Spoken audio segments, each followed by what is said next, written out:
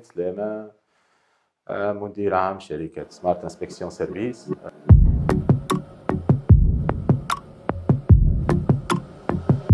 شركة تخدم في مجال سيرفيس تكنيك للإنشاءات المعدنية. الأهم المارشيات نتاعها هو تخدم مع الشركات البترولية والشركات اللي تعمل إنشاءات للزوبيراتور بتروليين. التكنيك هذه حاجة سبيسيفيك بالنسبة للسوق التونسية، أو تستحق يد عاملة كاليفي بطريقة معينة وبشهادات معينة، لأن في الآخر بكل هي تراقب الجودة نتاع الإنشاءات.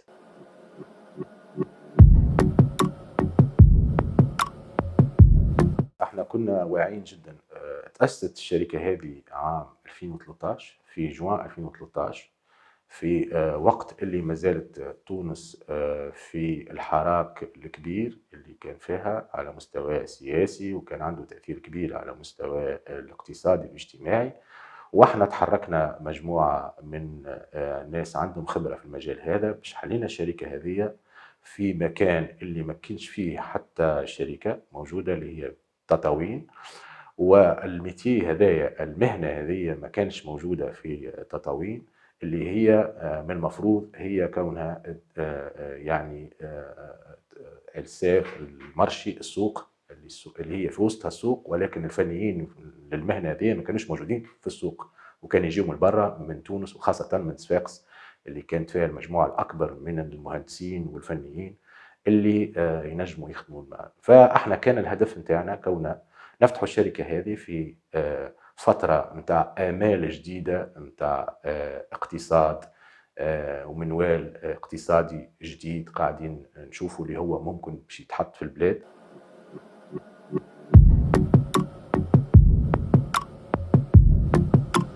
احنا حلينا الشركة، تلمينا وهبطنا التطاوين وحلينا الشركة. طبعا التطاوين كان اختيار زادة لأنه فيه افونتاج نتاع ديفلوبمون ريجونال.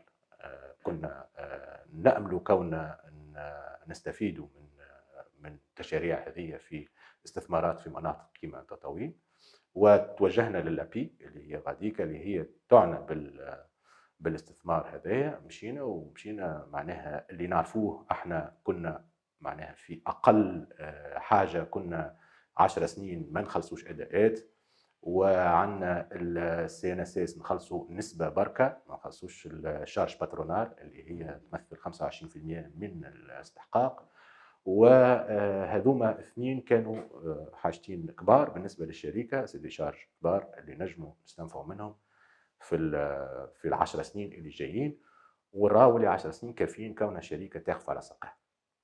فعملنا الاجراءات الكل كما يتطلب القانون، وقدمنا اوراقنا واعتماداتنا كلها، وجبنا الفلوس وحطينا الاستثمار نتاعنا اللي هو كان تقريبا في 250 الف دينار. والابي قمنا معهم بالاجراءات في تكوين الشركه.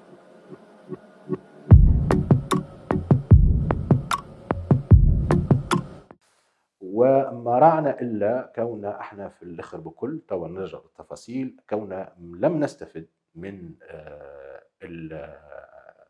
القانون الاستثماري المشجع اللي كان موجود، لانه الاداره التونسيه الانتربريتاسيون تاع القوانين تختلف من شيء الى شيء. نعطيك الامثله كان تحب نرجع في العهد. او احنا عندك 25% تاخذهم سيبفونسيون على لي انفستيسمون ايكيبمون اللي احنا ما استفدناش منه، لانه هو يعطيك ال 25% على الليزيكيبمون اللي انت حطيتهم في الدراسه الجدوى نتاعك. اي تغيير من بعد في الليزيكيبمون ولا انت زدت ولا نقصت ولا كذا ما ياخذوش بعين الاعتبار. فاحنا معناها للمتطلبات الفنيه معناها عملنا زدنا ديزيكيبمون اخرين ما نجمناش نستنفعوا منهم.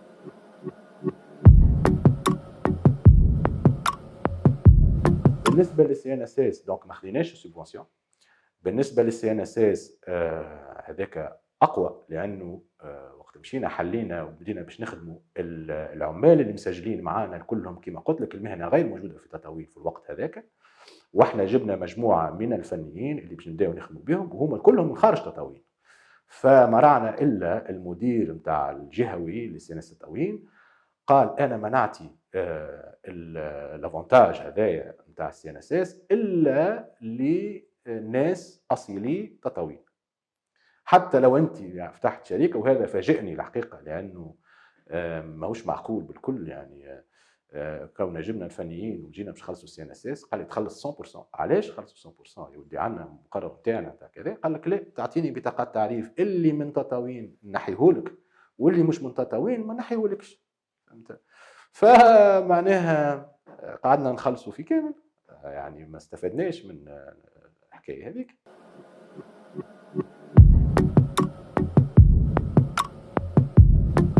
هو قانون الاستثمار في المناطق الداخليه ما فيهش المعلومه هذه. كونك انت نمشي انا نستثمر في باجه، ما السي ان اس اس ما تنقص، ما ناخذ معناها افونتاج على الكونتريبيسيون سي ان اس اس الا على ناس عندهم بطاقات تعريف معناها ساكنين في باجه ولا من باجه ولا اصيلي باجه ولا كذا، لانه هي الامور ما هي جهويه، هي الامور نتاع استثمار. انا باش نستثمر في شركه غادي، مش انا باش نخدم الناس بركه، يعني باش نخدم الناس ومش نخدم الادارات ومش نخدم الفيسك ونخدم اللي يبيع الماتيريال واللي يبيع الانفورماتيك. كل هذه شركه وقت اللي تنتصب باش تخدم هالناس هذوما كلهم. فاذا كانت تقول لي من باجه والا من تطاوين ولا كذا، انا قانونيا غير موجود، ولكن هذا تعامل في منطقه تطاوين اللي انا جربتها، ممكن مش موجوده في مناطق اخرى فيها نفس التشجيعات، ولكن في منطقه تطاوين الاكسبيرينس اللي صارت لي كونها رفضت سي ان اس اس، المدير الجهوي رفض كونه يعطينا افونتاج على الناس اللي من خارج تطاوين.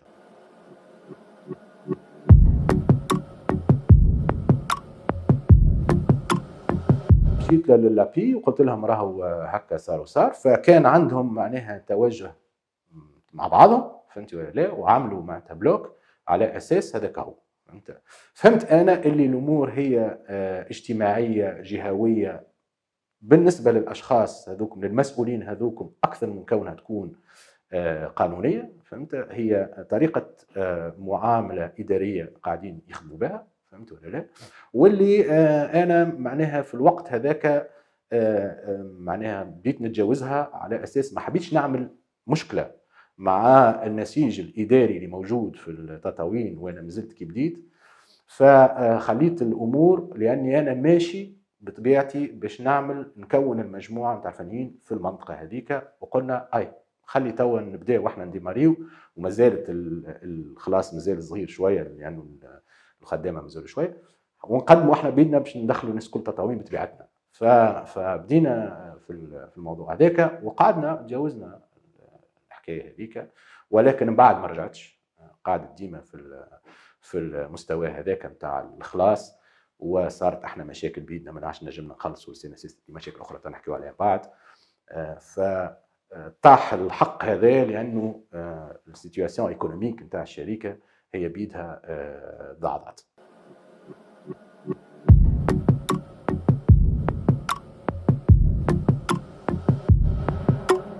من 2017 الشركه دخلت في مشاكل نتاع فينانسيال، يعني نتاع فلوس، لانه اساسا هي النشاط في هذا اللي نخدموا فيه احنا لي كونستركسيون نزلوا تماما وكادوا ينعدموا، لانه في الاعوام هذه كلها ما كان الديفلوبمون في الصحراء في البترول تقريبا وقف، ما عادش فما حفر، شركات مشات، شركات سكرت لبارها لاسباب خارجيه واسباب داخليه. الاسباب الخارجيه هي كون سعر البرميل النفط ياثر على الاستثمارات في الابار النفط، وهو اللي هو معناها تعدى بفتره صعيبه، فالشركات العالميه نتاع البترول هي بيدها قصت في الانفستيسمون تاعها على البلاتفورم حتى اللي تخدم فيهم. وفما المشاكل الداخليه اللي الناس كلنا نعرفوها، هي المشاكل الاجتماعيه والمشاكل السياسيه اللي صارت، اللي خلاتها البترول هذايا سيكتور يعني تهبط عليه برشا ضغوطات، والناس اللي تخدم تأدي في معناها سيرفيس فني ولا ماكله ولا كذا كلها ضرت. فهمت ولا لا؟ واحنا بيدنا ضرر لان الاكتيفيتي وشيف الدفع نتاعنا طاح بطريقه معناها فيرتيجينوز. مع هذايا صارت الانزلاق نتاع الدينار في الاعوام هذه نتاع 2017 2018 كانت عنده عواقب وخيمه على الشركات اللي كيفنا، على خاطر احنا نستعملوا معدات وكونسومابل معناها مستورد، والديفالواسيون تاع الدينار يعني تسببت لنا في خسائر كبيره جدا بالنسبه للمشتريات نتاعنا. فكنا احنا والا نتاع لي سوتريتونس، نعطيك مثال، كنا عاملين عقد مع شركه ايطاليه تخدم معنا في مشروع في الصحراء. وقت عملنا العقد الدينار كان 2.2، واحنا قعدنا نخلصوا فيهم في 2017 ب 3.5 تقريبا. يعني نسبة كبيرة من الخسائر اللي تحملتها الشركة ورزنت البيلان تاع الشركة برشا.